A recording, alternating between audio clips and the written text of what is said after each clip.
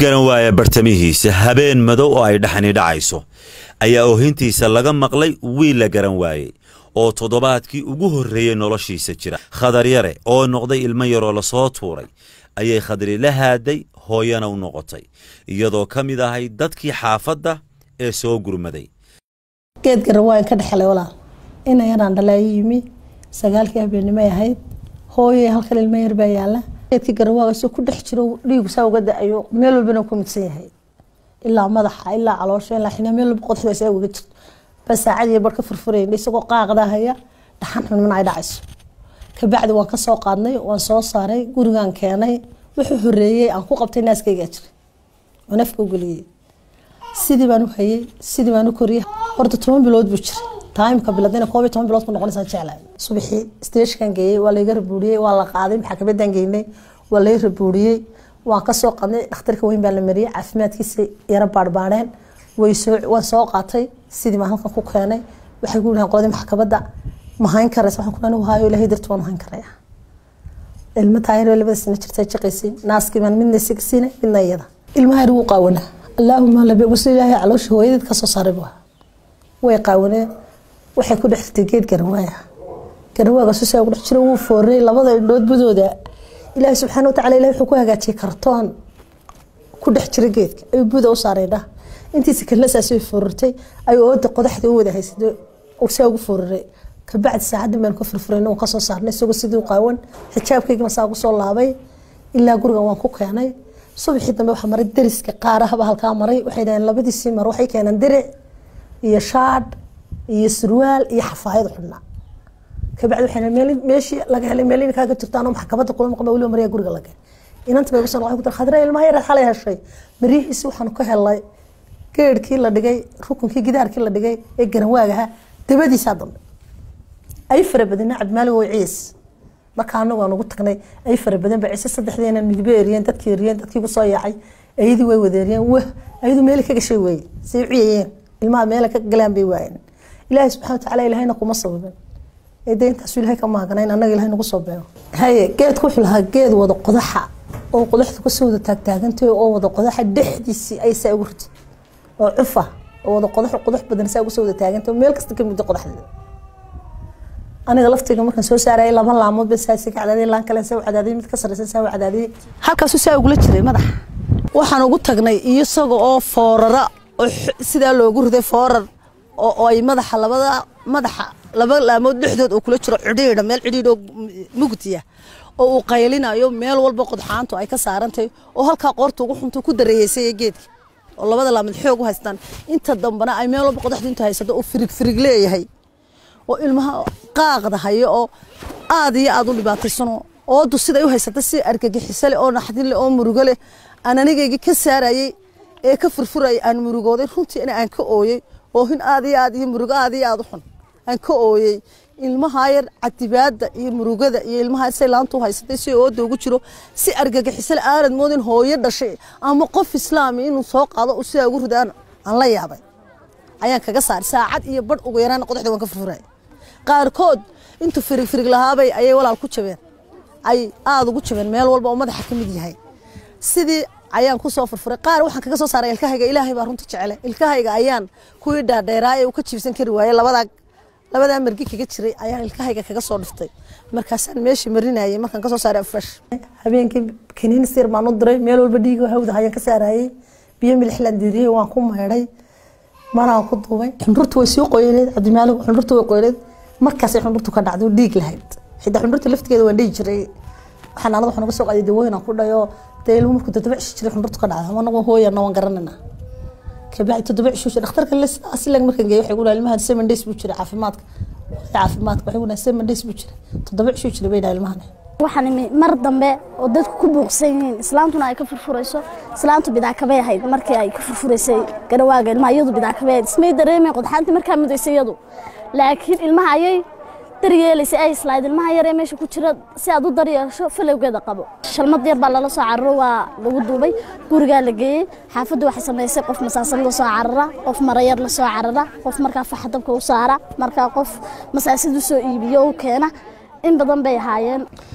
tuurista ilmahan yar ee lagu tuuray geedka qodxaanta leh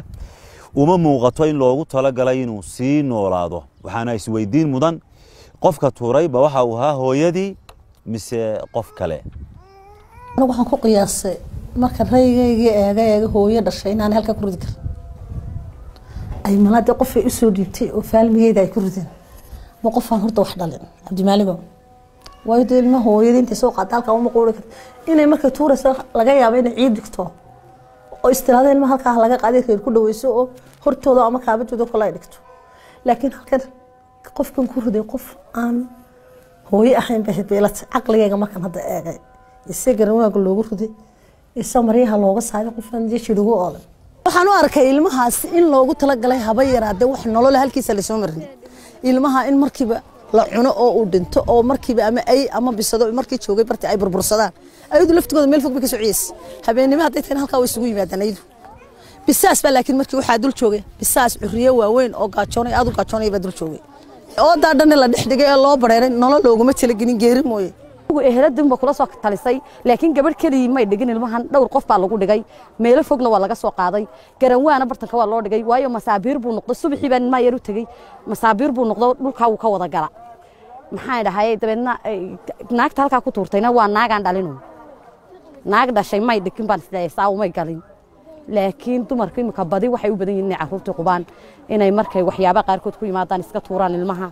ilma de yaani aanay dadka la soo ogeysiin teesaasa imika Soomaalideenu ku badan tan oo kale waa dil ilmaha dilun bay la beegsatay lamay way dilaysay tan laakiin kuwa doonaya in la qaado karatoon bay u soo dhigaan mariye ku soo duubaan si uun bay yiraahaan laakiin tan dil bay la beegsatay waayo toddobaad baan u seexanba ilmuhu muditaankii oo muday qadxu daryeel ilaahiya ayaa khadar lagu dayray muu waayin cuntada ay carruurtu ku koraan ee ugu muhiimsan ee ah caanaha hooyada waxaana nuujisa hooyadii khadra intaana waxa uu dheer naxariis hooyanimo oo ay u hayso 13 waa carruurta dhalay 5 baa shafeecday 4 wiil iyo 4 gabdhood baa inoo markaa noolaa tawiyar 2 sano jirtay habeenka 2 sano habeenkaas uu buuxsamay naaska maanta waxaan doonayay ka daayo ka celcelinay runtii oo si aan uga guriyaan doonayo caanahay way soo gaareen gaaxdi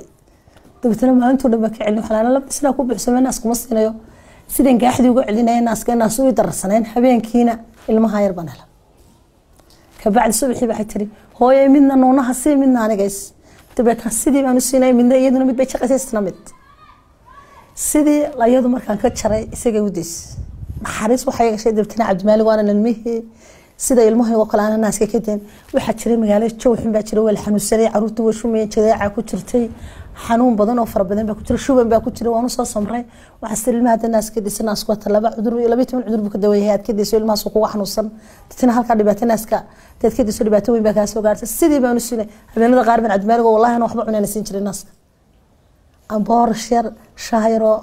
aan caaneeyo wixii isaga u cabtay si naaska caana uga helo maalmaha qaar wala qasacada caanayna heli jiro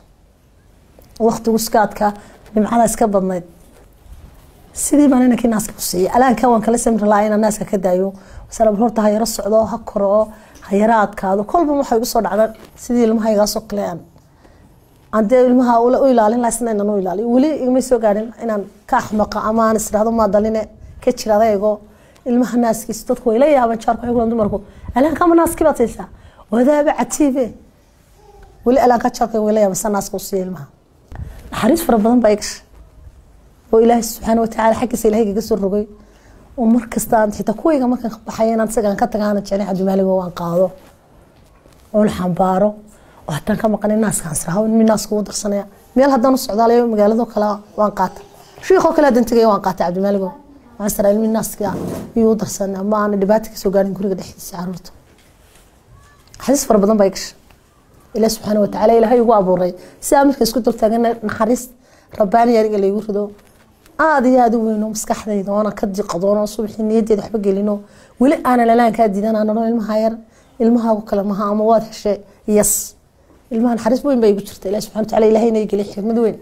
قويس كخضر يرى هيا أيه قويس ضيرة بس سيدا وجوه هيا كالجعيل بوحة قويس هم لا وياه وسكفر بديه waxaan maxaan ku dhahday odaygu camal ma hayo Cabdimaaligo birwad buu gaar ka dhaco iska jifa halka ugu timaadeen maanta hornood ugu tibe maantana wad ugu tibe halkaas iska jifa in yar ba مصاريف تسنى خير له بالله هذا وحصاه له قلبي إلهي نوصل دماغنا كلا قيبسنا meel meherada noo furaan wax camal aan weynaan haynana ma jirto ciyaalkii wax warkan in walaalkood iyo qofka la soo qaaday ilmo reer garwaa keesan ka warama geedka wallahi uu ka xanaaqan runtii waana ka muraar dacwana waa ilmaayagi hooyaday baa naaska nala siisay waa walaalkay oo kale sidii walaalkooda kale la dhaqmaan in aan jeclaynay ma jirto qofka waxa waan qaadanaya taa yar labada sano jirto way ooydaa way muraar dacna way qalbi jirto xataa waa walaalkay qaarkood waxna ka war cabdi garwaa qaar baa nagu dhahay قربنا وركنا ملميرا لهلا وجيبا كحنا قرنتي أنا وضم رارة العنا كنا نجاورين يبقى تبدو كلنا نقص بينا يودتكم مهلا وجيبا أقوى جبوا كش ذا أو بريبا لو عيا صادو هنكرس إلهي بقى يقبلنا ما كنا ذا إلهي إن شاء الله وحبا قلبي يسلق بيرما الناس كاو تشقي وحكسوا جيني إلهي وحنا أحسن الماء فانسيو وحد إلهي من يقلق مستقبل ونكسن وينفع كي ينفع لها يتر لا وح إلهي نقدره إن شاء الله بإذن الله كريم أنا وحنك أمين كان هلاي بان الليل الخضر إلهي سبحانه وتعالى إلهي ويمقلي مركا ملائكة سنو المقلس سيدا عمرك نسخنا كل ليل الخضر بان هلاي خضر بان دبتر الله بحي caruurta aan hooyooyinkood iyo aabayaashood la garanayn ayaa kala kulma bulshada dhibaatooyin nafsiyan wax u yeeli kara taas oo u baahan in bulshada lagu baraarujiyo qaabka ugu wanaagsan ee loola dhaqmo xaaladahaas oo kale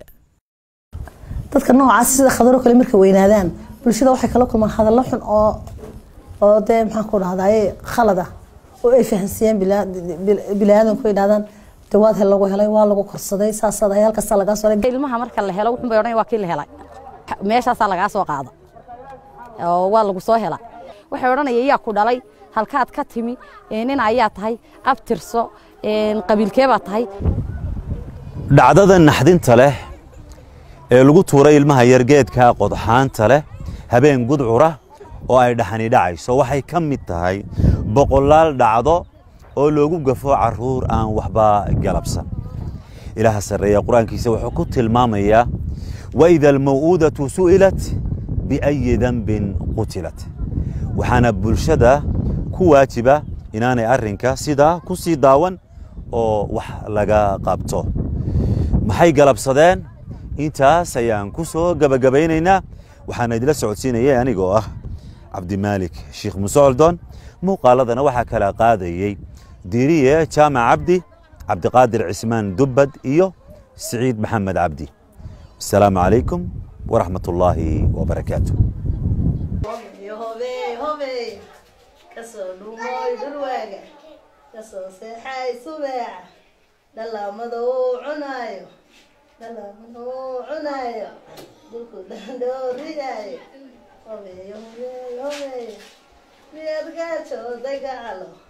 الناس كذا قدوة تقول كويدي ما برتي ما صعدة شيء تعود كويدي بس داي خضر